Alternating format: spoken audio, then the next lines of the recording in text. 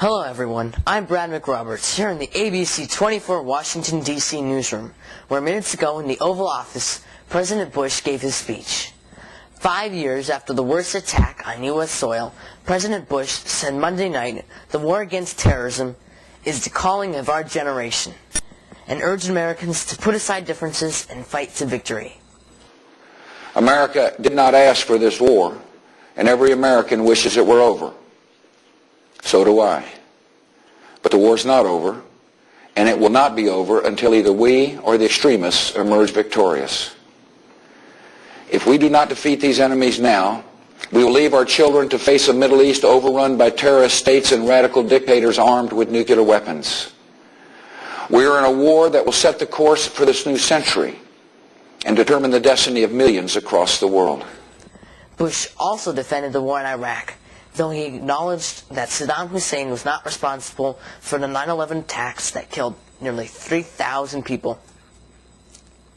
His address came at the end of the day in which he visited New York, Pennsylvania, and the Pentagon to honor victims of the attacks that rocked his presidency and thrust the United States into a costly and unfinished war against terror. Osama bin Laden and other terrorists are still in hiding. Our message to them is clear. No matter how long it takes, America will find you, and we will bring you to justice.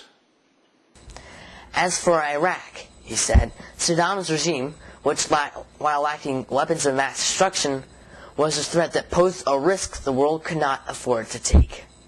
At least 2,670 U.S. servicemen and women have died in Iraq, almost the amount that which died in 9/11. But Bush calls the central front of Iraq the war on terror. Earlier, Bush visited a New York fire station, the field in Pennsylvania where one of the planes crashed, and the Pentagon to place wreaths and console the relatives of attack victims. We will not leave until this work is done. Whatever mistakes have been made in Iraq, the worst mistake would be to think that if we pulled out, the terrorists would leave us alone. They will not leave us alone. They will follow us. The safety of America depends on the outcome of the battle in the streets of Baghdad. Today was a day of remembrance across the country and the world. Now, here are Bush's closing remarks. The attacks were meant to bring us to our knees, and they did, but not in the way that terrorists intended. Americans united in prayer, came to the aid of neighbors in need, and resolved that our enemies would not have the last word.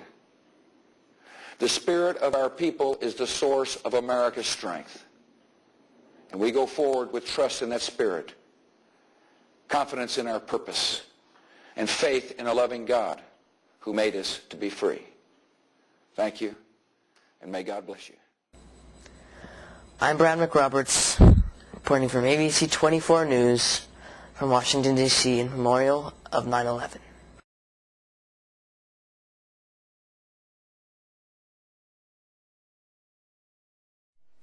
This has been a special ABC 24 News Web News Report.